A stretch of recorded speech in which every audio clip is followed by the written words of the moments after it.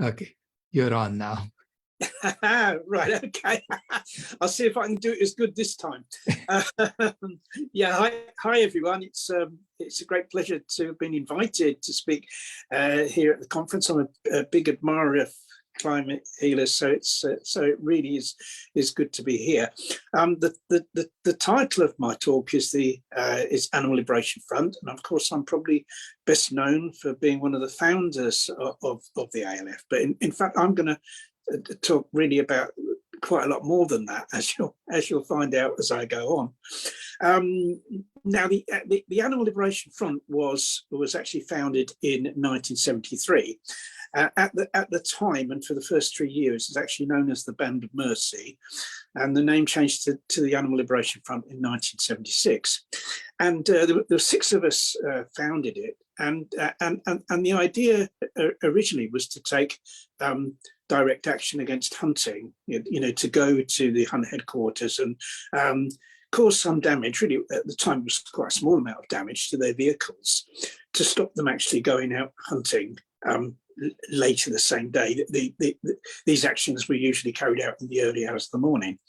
But very soon, we decided that we'd expand our activities really to all forms of the oppression of other animals, and we took action against the vivisection industry, against the fur trade, against slaughterhouses. We caused damage to animal research laboratories, to places where animals were bred, for supply, for research, against places that sold fur. Against various aspects of the meat industry, and so on, and caused a considerable amount of damage to these places.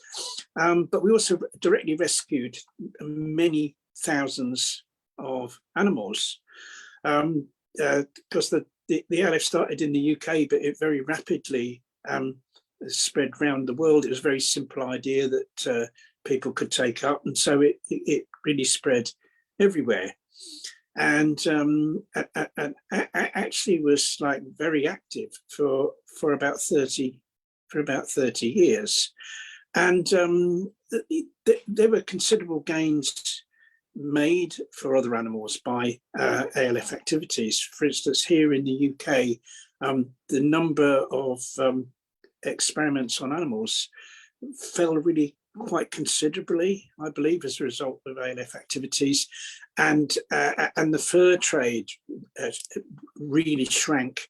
In a number of outlets selling fur became greatly diminished because of the pressure that we put on the fur industry.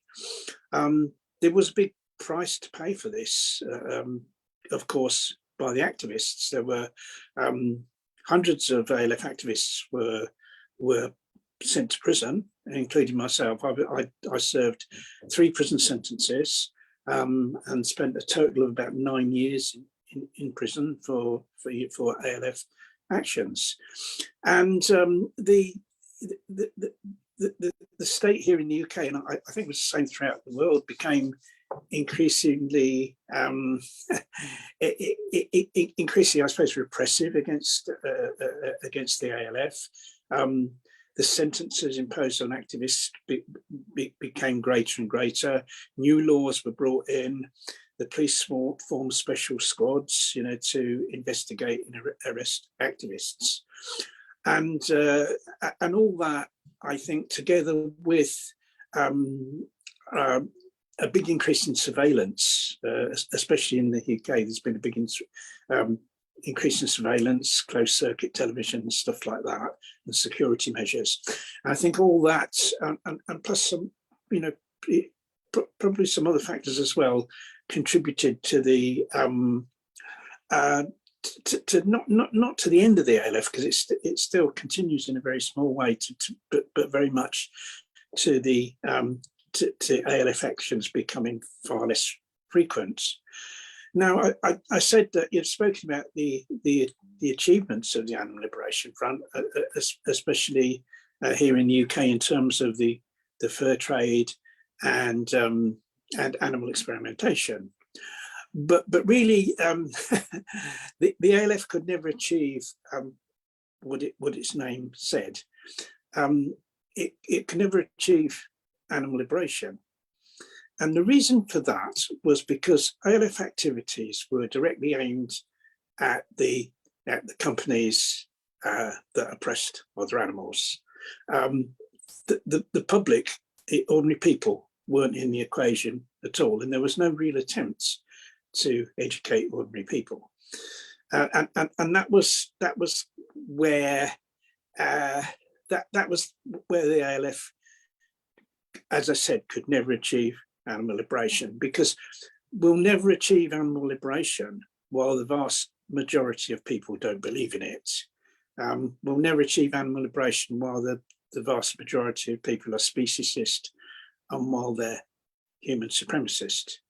So the way we achieve animal liberation, in my view now, isn't so much through direct action, but through education.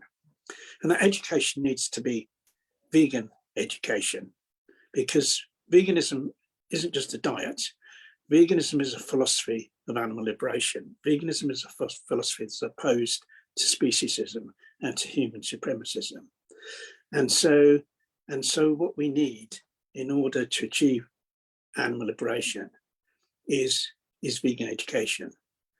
And vegan education won't just achieve animal liberation, it will create a better world for all of us. I mean, if you look, for instance, at the climate crisis, in my view, the fundamental cause of the climate crisis is speciesism. Because if you look at the two main drivers of the climate crisis, we've got animal agriculture and we've got the burning of fossil fuels. Now, animal agriculture, I mean, according to a very good report by climate healers that you'll all know about, I'm sure, animal agriculture, 87% responsible for global heating. And then if we also look at the fishing industry, that bears more responsibility for global heating than all of aviation. You know, we're quite frequently told about how much aviation contributes to global heating, but in fact, the fishing industry contributes even more in various ways. And so, and the driver of that, the driver of animal agriculture and the fishing industry, the reason why those things go on is speciesism, because people have a supremacist attitude to other animals and feel that it's fine to use those animals for food, when of course there's no necessity at all for us to do so. Now, coming to the second driver of the climate crisis, burning of fossil fuels. Well, that in the main dates back to the Industrial Revolution in the 18th century. And of course, at the time when all this, burning of fossil fuels began with the Industrial Revolution, people weren't to know that would be a major cause of the climate crisis. They didn't know that. But what they did know was that the Industrial Revolution was causing the destruction of nature, was causing the destruction of habitat that animals lived in through pollution, through direct destruction in all sorts of ways. But basically, at the time, humans didn't care. They didn't care about that because they were living in a speciesist society where humans were felt to be superior to other animals, and where it didn't matter that other animals were oppressed if it was felt that humans gained from that. And so speciesism, I believe, is also a major driver of the contribution that fossil fuels have played in creating global heating and in creating the climate crisis. And we've got to remember as well that the main victims of the climate crisis aren't humans, although, of course, humans are becoming increasingly the victims of the climate crisis, especially in the global south. but it's actually not humans who are the main victims, it's other animals. Other animals are the main victims of a human created situation. You only have to look at the reports that the fires in Australia, for instance, that are attributed to global heating. It's estimated that those fires killed 3 billion other animals. 3 billion are horrendous, and that's only a tiny percentage of the animals that are suffering and dying right now as a result of the climate crisis. So it's absolutely vital that we educate as many people as possible to become vegan. And that's not just in terms of the behavior of people as consumers. Obviously, if people cease consuming animal products, and it happens in a big way, that can have a really big impact. But it's not just about that.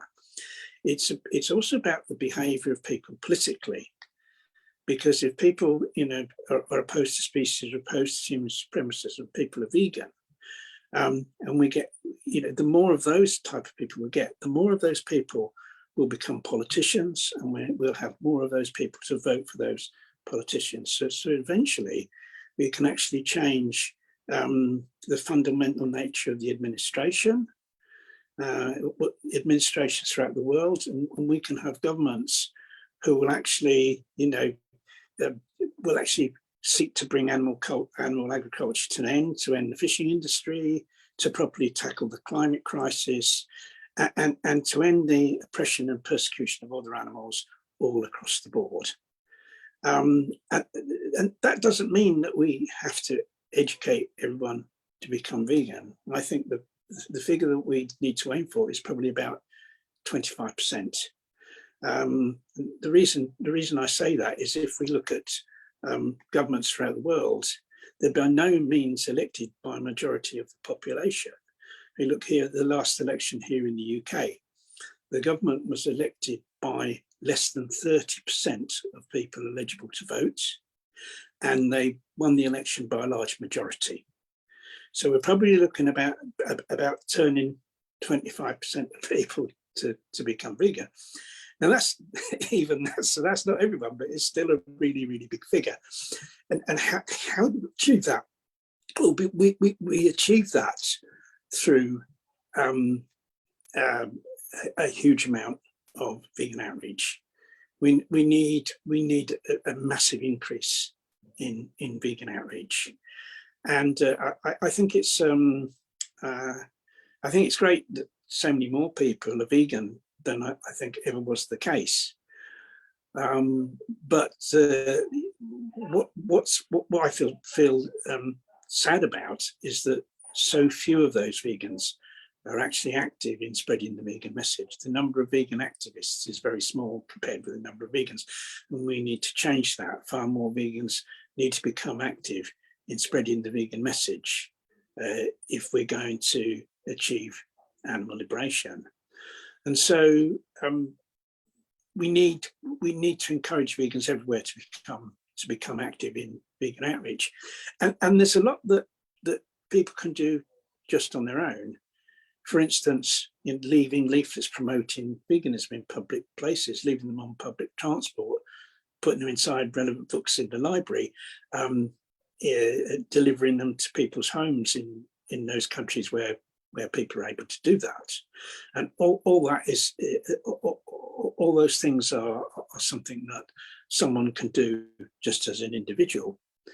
And even better than that, what individual vegans can do is to get together with other vegans in their own local area and to spread the vegan message through information stalls, for instance, in the street or at community events. Because one thing that kind of seems to be the case really throughout the world is that most vegan outreach in the physical world takes place in the center of big cities. There are things happening like the Cube of Truth, I think there's other things experience. There's a group called We the Free, and the work they do is great. You know, they're doing great vegan outreach, but it tends to take place in the centre of big cities. But really, we need vegan outreach everywhere, not in the centre, just in the centre of large cities, but in the suburbs of those cities, in smaller cities, in towns, even in villages. We need vegan outreach everywhere, and so as well as vegans thinking about what they can do themselves to promote the vegan message, there's I'd also say to those vegan activists that are going into the centre of big cities to do their activism, to also think about what they can do locally in the areas where they live, whether they can get together with other vegans to become instigators of outreach in the areas where they live, so that vegan outreach spreads everywhere. Because I believe if we have enough vegan education frequently enough in enough places, that we can eventually achieve animal liberation. Well, thanks everyone for listening. Now, is there? I hope I've left plenty of time for questions, and hopefully, there'll be a few people ask me some questions.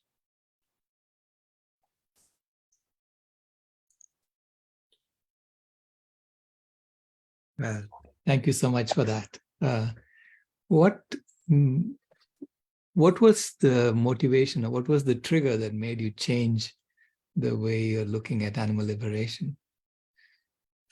Well, I think it was gradual. What happened was when I was released from prison from last sentence, which was in 1992, I'd received like a 10-year sentence in 1996, and I'd served 6 years and 8 months of that, and I was released from prison in 1982, and I knew that in 1992, and I knew the authorities were keeping a close watch on me, and I thought, well, I can't really carry on with that sort of action, and I kind of thought, well, what else can I do? And I had some friends who were doing some stalls in the street, information stalls, and I thought, well, that's something I could do. So I went along with them, and I kind of learned how to do it, and then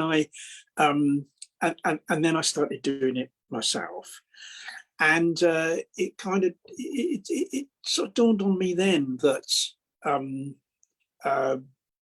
this was a really important and vital way of creating change, is through educating other people.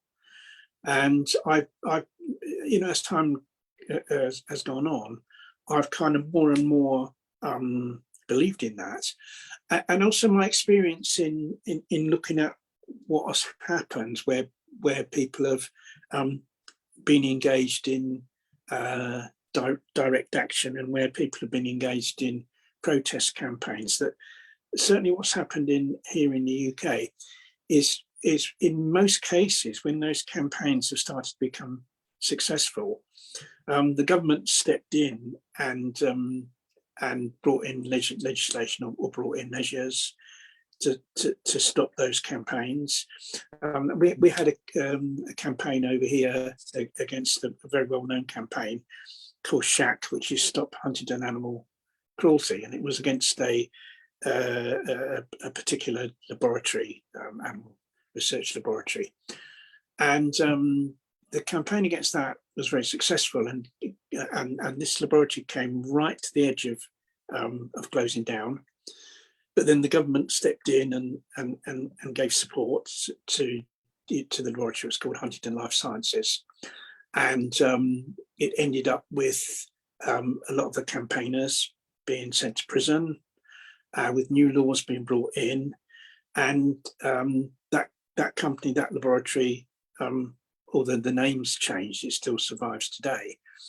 And so that kind of, it made me think that unless we change the nature of the administration, we're never going to get very far, because as soon as we start getting anywhere, if we have an administration that is pro the oppression of other animals, if they're fundamentally speciesist, they're always, whenever we start becoming successful with anything, they're going to step in and stop it. And so we're the ones that have to be in control. You know, we vegans are the ones that have to be in control. And so how do we do that? And we only do that by creating a lot more vegans, because, as I said in my talk, that's how you get more vegan politicians and more people to vote for those politicians. And in a way, the kind of animal rights movement has never thought like that. We've always banged our head against a brick wall. We've always been demanding change from people that are highly resistant to change. And I think we're seeing that now. We're seeing that now with kind of, you know, the move, you know, the kind of climate movements. I mean, certainly here in the UK, as a result of the disruption caused by climate activists, the government has brought in even more repressive legislation against protest.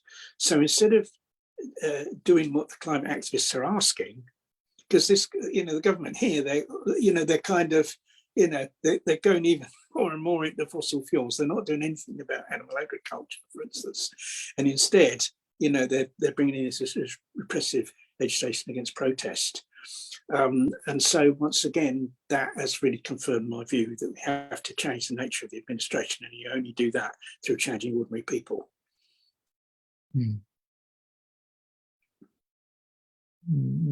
Another question before there are a lot of questions in the chat now, but yeah, another question before I pose those to you is, what gave you the start in animal liberation?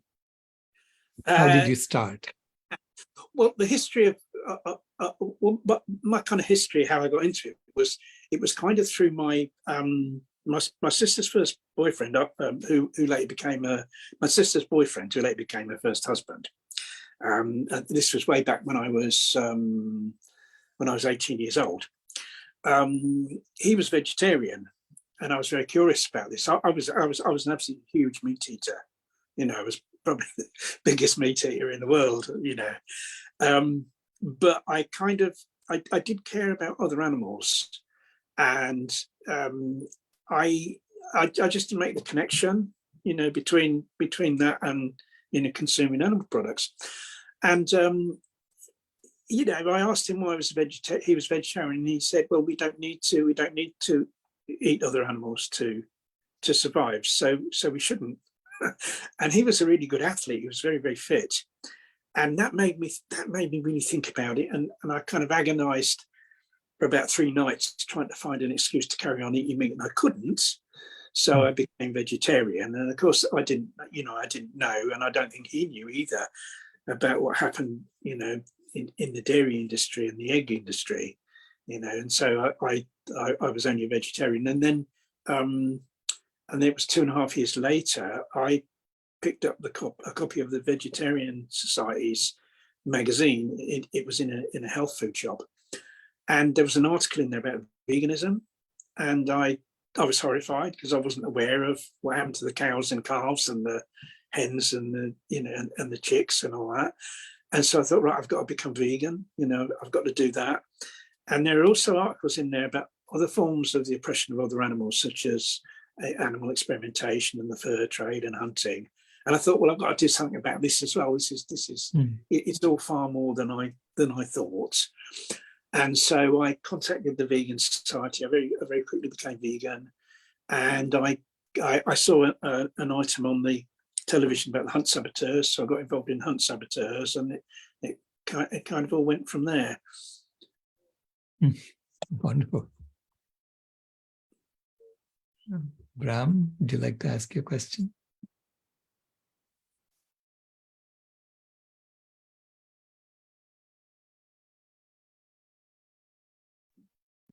Okay, I had a question to you about the speciesism, and it's sort of close to racism, and I think we can handle now the fact of between different races.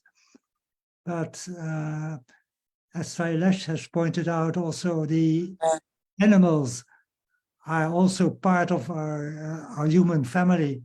So we have to extend, how do we extend it so people realize that animals are similar as us, that they're not that different from us, that they have the same feelings and the same, how can we get that out to the people, that they accept that? I think we do that through vegan outreach, because that really is part of vegan outreach, or is part of what vegan outreach should be. And I think if we can spread that message to enough people, things will change, because of course these forms of oppression are all related. You know, speciesism, racism, and sexism. They're all prejudiced against an oppression of others, because those others are perceived as being different. And so when they're not different, these are all, you know, we're talking about all beings that are conscious, beings that have feelings, etc. And so I think it's through vegan outreach that we get that message out.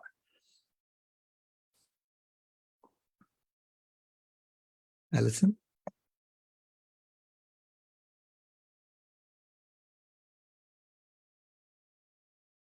You're muted, Alison.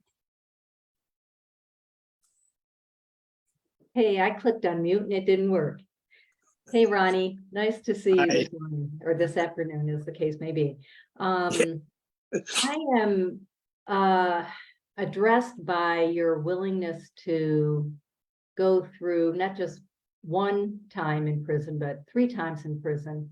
And I'm very interested to know what that was like for you, what you did while you were in prison, what you ate while you were in prison, how your time in prison maybe changed you, how you used your time. I don't know why, but somehow I identify with that experience that you had. Yeah.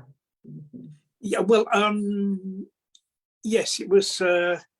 I did try to make the best of it. I mean, first of all, the vegan diet was a problem when I first first went into prison, which would have been in was kind of 1974.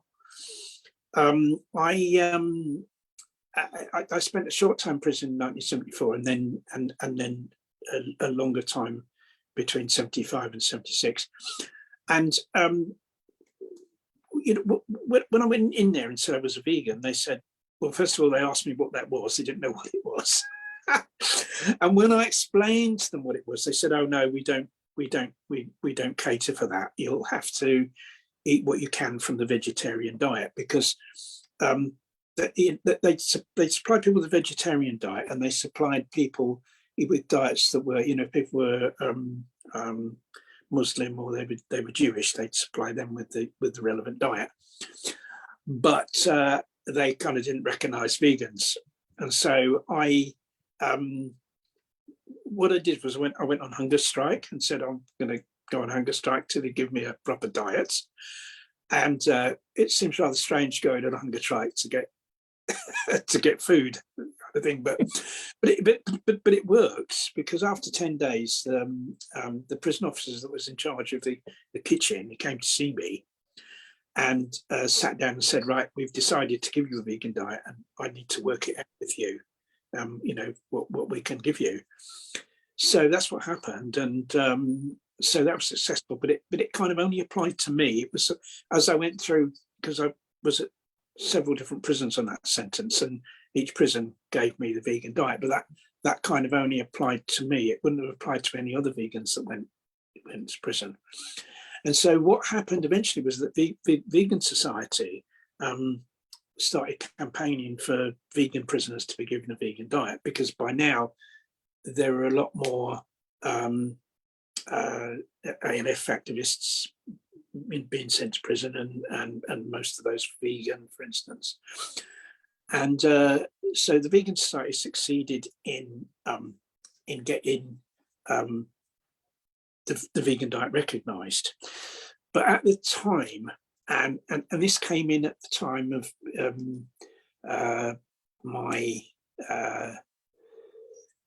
I think it was at the time of my 3rd sentence.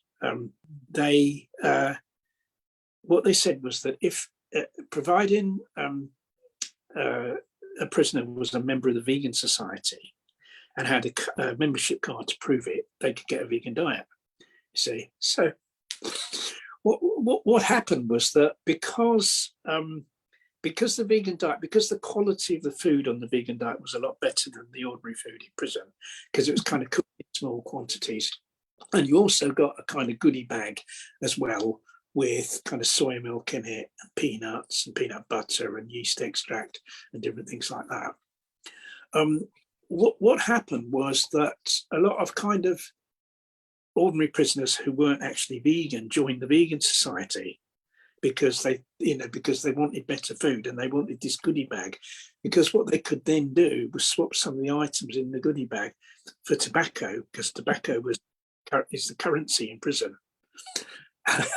And so you got like a lot of, you had like a lot of kind of ordinary criminals becoming, well, not becoming vegan, but joining the vegan society, so get the vegan diet. And I often joke that at the time, the vegan society was the biggest criminal organization in the world, because the number of criminals that joined get the vegan diet. But that's not the case now. What they've done now is, if they just accepted now, because another organization began campaigning along the same lines, it was called the Vegan Prisoner Support Group. And they kind of took the work of the vegan society even further. And so I think the situation now is that that when someone goes into prison, they only have to say they're a vegan and they get a vegan diet. They don't have to produce a membership card or anything.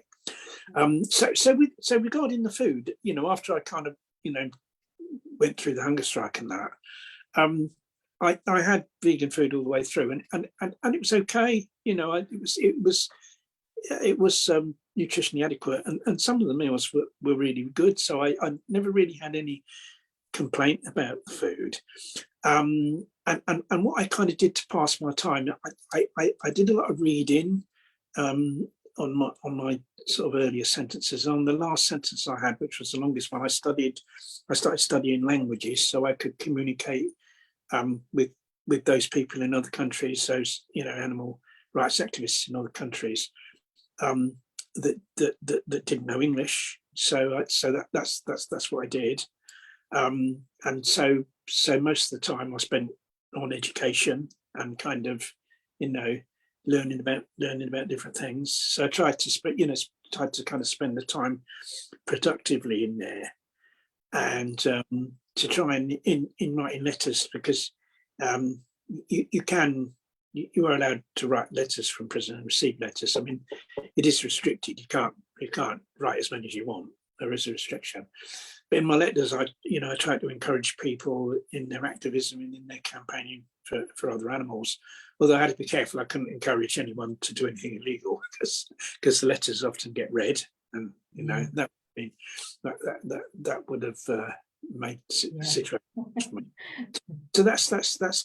And also I kind of kept myself fit, because when I went into prison it was in 1986 on the long sentence. I wasn't particularly fit. I was a smoker. I didn't smoke a lot, but I was a smoker. I didn't get much exercise. As I said, I wasn't very fit. So I decided I'd get myself fit, because I thought, well, they're giving me a 10-year sentence, and if I get myself fit, I can, and I end up living longer, then I can get some of those years back. You see, so that was what spurred me on. So I gave up smoking, and I started to kind of, I cut out sugar, for instance, a lot of sugar from my diet and stuff, and kind of, lost weight and got fit. And I do some sort of exercise every day in the prison. There were times when I was able to go for a run, in the prison grounds, and I would do that, or I played badminton a lot and stuff like that to get fit. So I tried to, approach it all as positively as I could. Yeah, thank you for sharing all of that, because it seems like it was a large portion of your life as a vegan, especially. And you've given me food for thought about what vegan prisoners in the US go through, and I have no idea what it's like. So yeah, thank you for sharing that very personal aspect of your life. I really appreciate it. BJ? Thank you. And thank you, Ronnie Lee.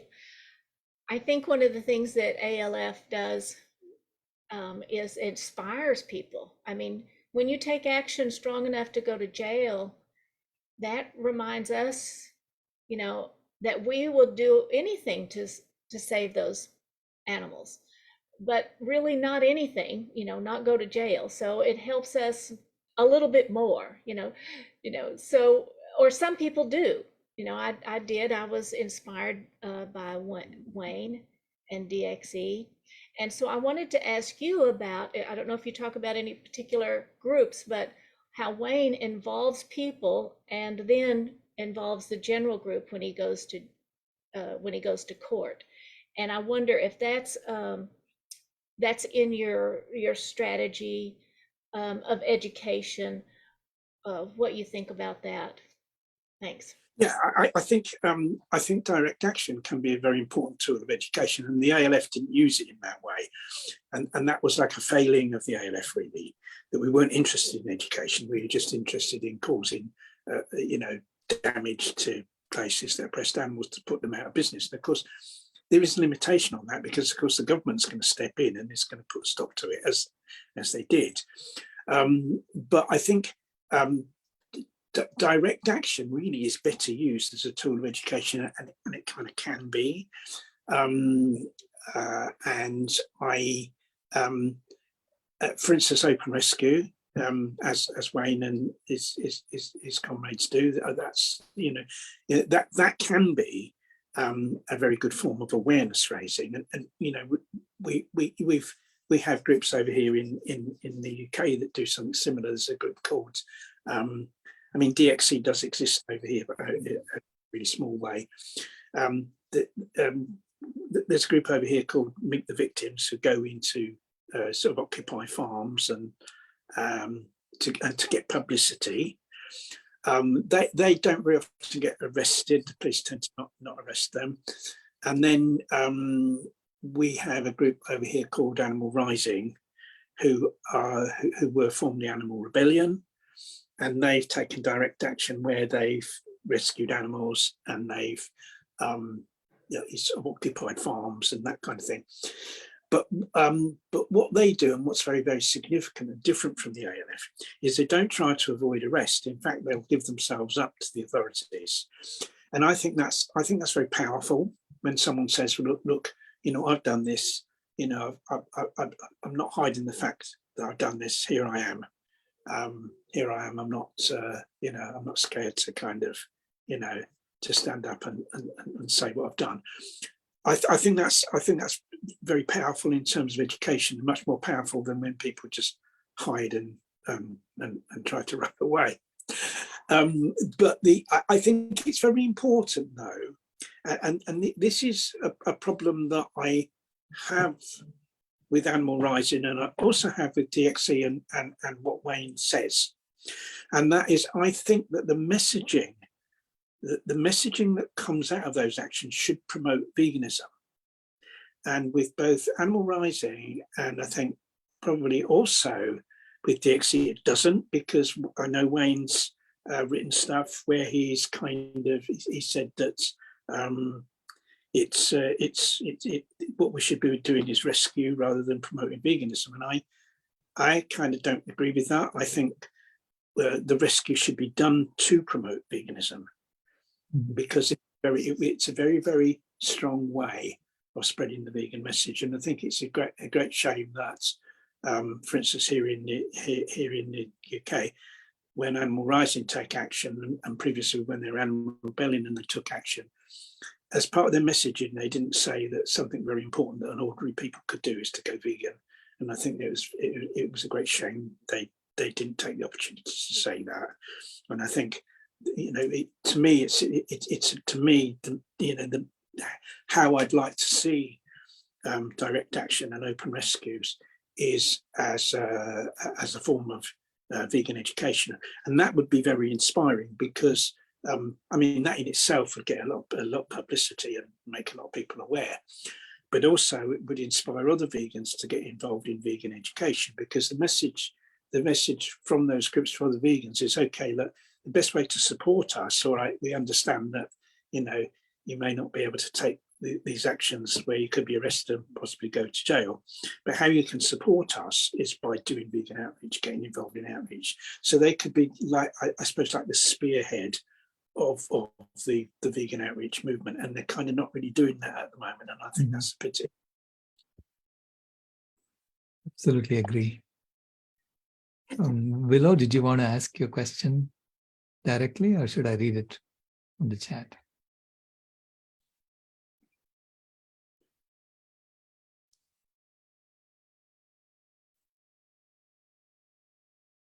So Willow asked, tell us about some of the actions, protests by ALF, how actions and protests are changing today from the 70s and 80s.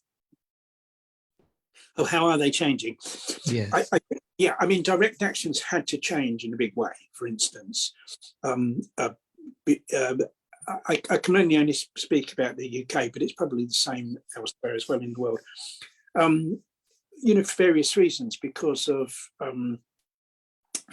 you know, because of the activities of the police, you know, the activities of the state, where they brought in new laws to combat people taking direct action, where they brought in like special police squads to investigate and arrest ALF activists, and other activists taking direct action, you know, for, you know, to protect animals.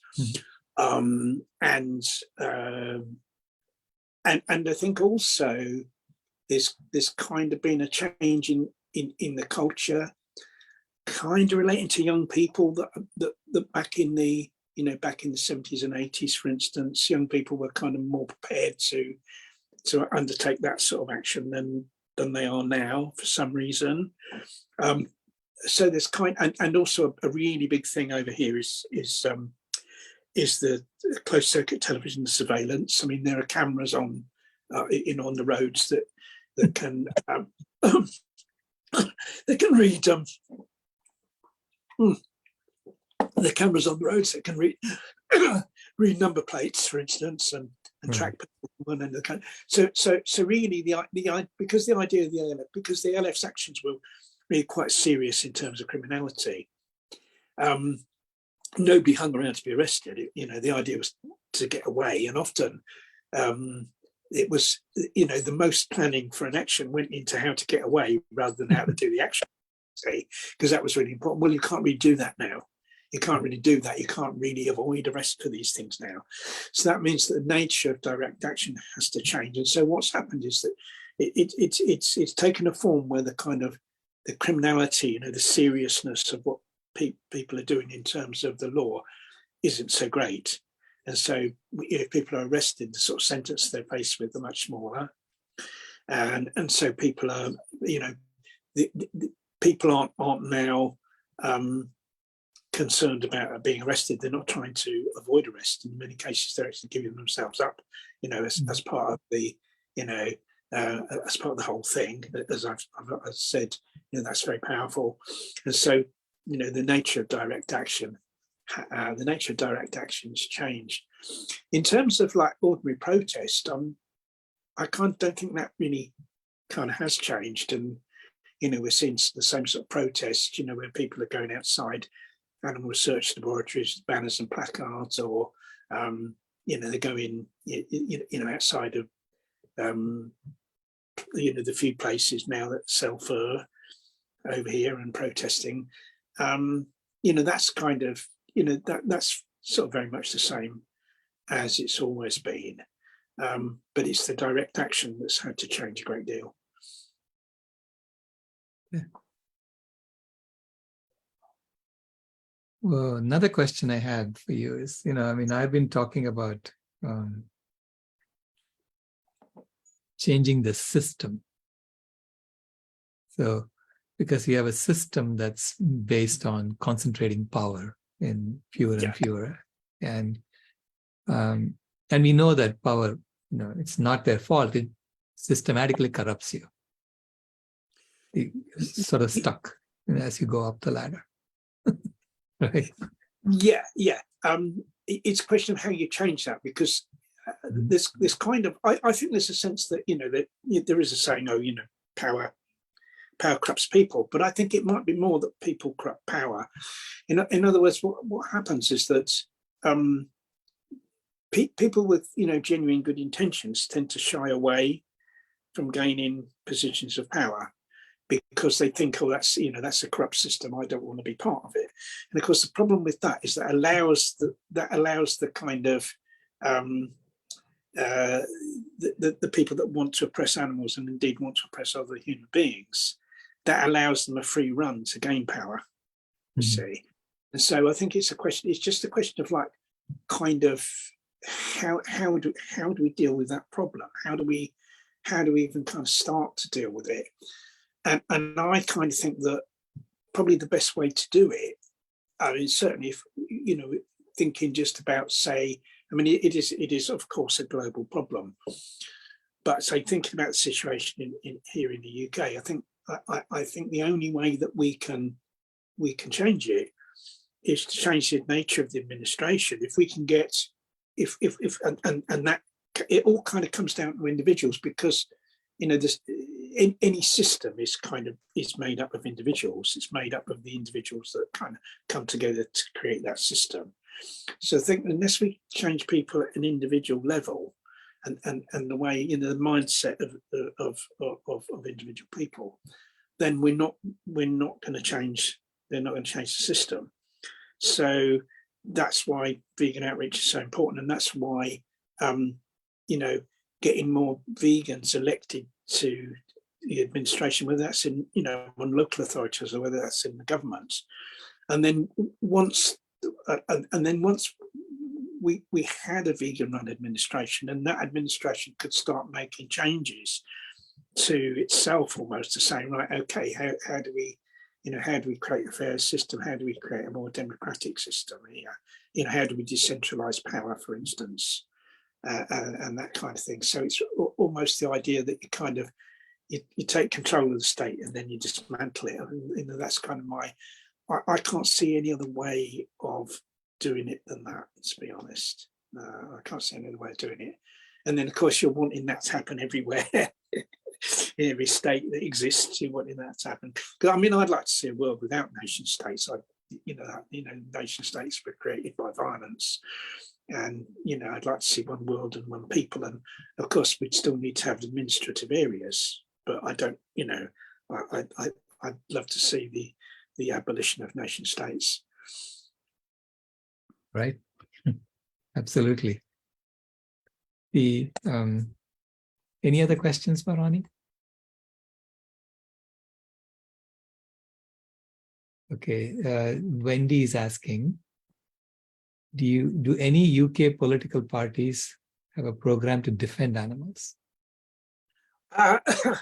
Well, of the parliamentary parties, the Green Party's best. Their policies on animals are actually very good. They've got a policy of phasing out animal agriculture, for instance.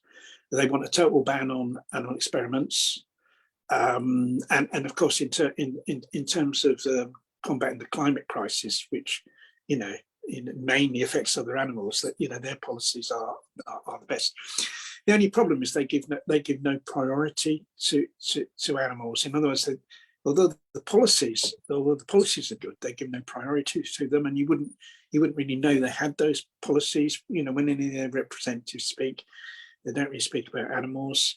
When they produce election material, it doesn't really talk about other animals and on their policies. So they're still, they're still a kind of human supremacist party in that way. Although they got the policies, they don't give them any priority. But if more vegans were involved with them, that could change. Right. So there is no equivalent to the Animal Party that's there in Netherlands. Well, there is an animal welfare party who are very small. I think I know they've got one local councillor who campaigns really well for animals in her local area, but they're not really. I mean, I'm not really keen on the name Animal Welfare Party, because what we want is animal liberation and animal rights, right, rather than welfare.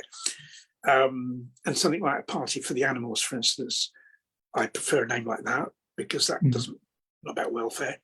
We haven't got anything of that equivalent, but of course, if we were to create more vegans in this country, and that could well happen, or we could get sufficient vegans to kind of, get the Green Party, because really, when you think that, the oppression of other animals should be top priority, really, for all political parties, because out of all the, the suffering that goes on in the world, the slaughter that goes on in the world, that which humans do to other animals is far greater than anything else. It should be the number one priority, especially because of the contribution that makes to the climate crisis as well. That should be the first thing on the list of what they need to tackle, but it's not. It's like nowhere to be seen. Nancy?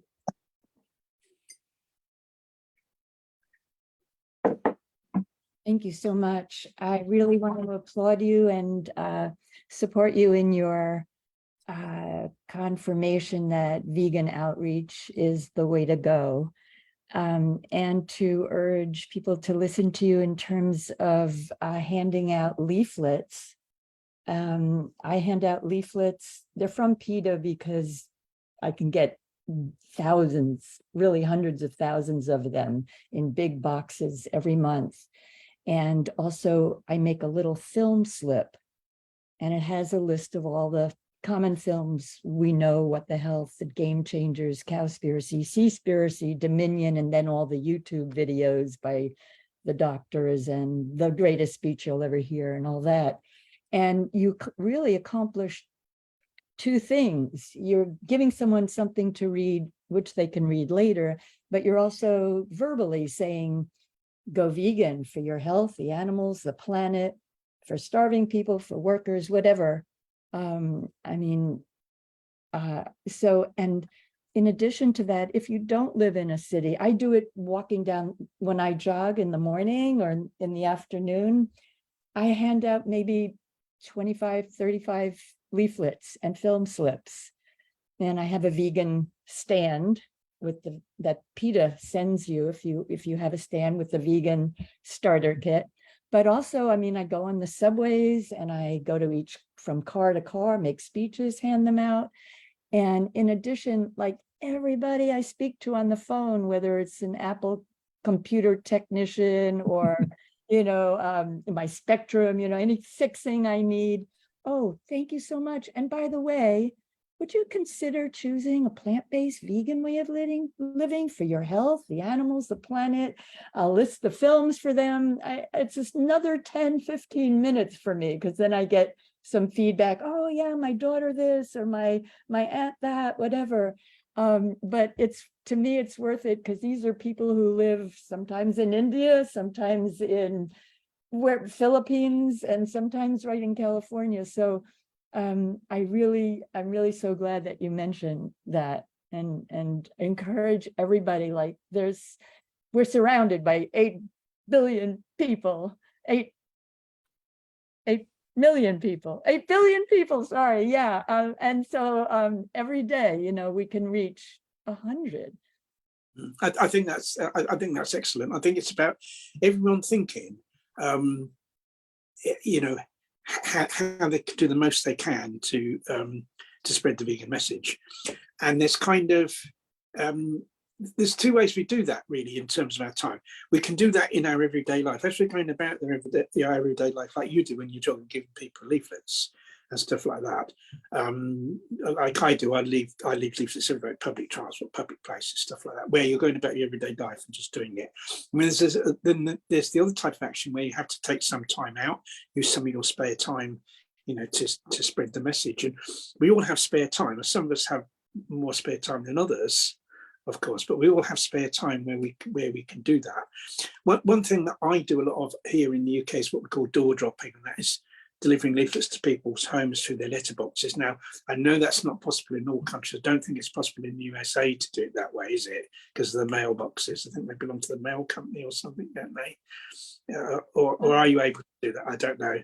Not in big buildings, no, but more rural and more suburban areas.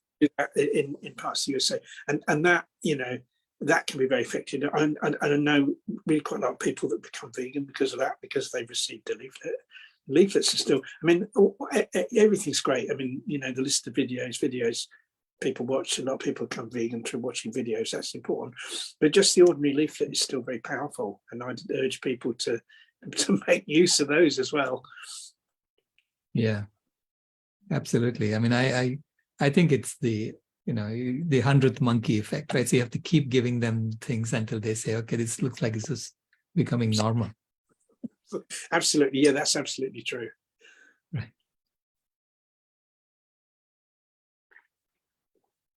Yeah, John Thompson of Sedona had said, you know, sometimes you have to pound things into people's heads. Well, it's the advertising companies do that. If you see, you know, a particular product is advertised all the time in the commercial breaks, every commercial break with the same product, and you know, people watch that same thing several times, and the advertisers know that. And plus, they'll advertise the same product on posters, they'll advertise it on social media, at the cinema, because the advertising interests, you know, that repetition has an effect, and they're investing millions, billions into that. So we need to kind of learn from that and know that, you know, it may take like 5-10 leaflets before someone changes, you know, that, and we need to be there to do that. Question from Sarah. Are you coming to Los Angeles anytime this year? I'm actually banned from the USA because. Is that right? Okay. But I've been to Los Angeles. Online. I think I took part online in the National Animal Rights Day, which I think was in Los Angeles during the lockdown. There was an online version that I took part in, so I'm able to speak to people online, you know, throughout the world. Although there are a few countries I'm not allowed to go to. Ray is asking, are you banned from Canada? I don't think I'm banned from Canada though, but I kind of prefer not to fly, you know, because of you know, the impact of flying. So if I was to speak to someone in Canada, I'd rather do that as we're doing now. And of course, we've got the benefit of this technology now, which is kind of, you know, really advantageous to the environment, isn't it? Where we don't have to travel and, you know, cause harm to the planet. Yeah. Sarah is asking, do you believe we will get to a vegan world by 2026? I think only if we have massively more outreach, and only if a lot more vegans become involved in outreach, because that's the fundamental problem. That kind of, if someone's vegan, like they're actually kind of genuinely vegan, which is for animal liberation, then, you know, that person will want animal liberation. They'll want to end the oppression of other animals, but kind of what they need to realize is that's not going to happen while so many other people aren't vegan. So in order to get that, we've got to educate those other people to become vegan. And really, whether or not I think it's possible, if we had a huge outreach effort throughout the world, I think it could be done by 2026, but without that, I don't think it could. Thank you. Vijay, do you see Luke Marsh? No, I do not see Luke. Shall we close the live session? Sure. Thank you, Lee. Then we can continue the discussion until, because I've sent him a WhatsApp message.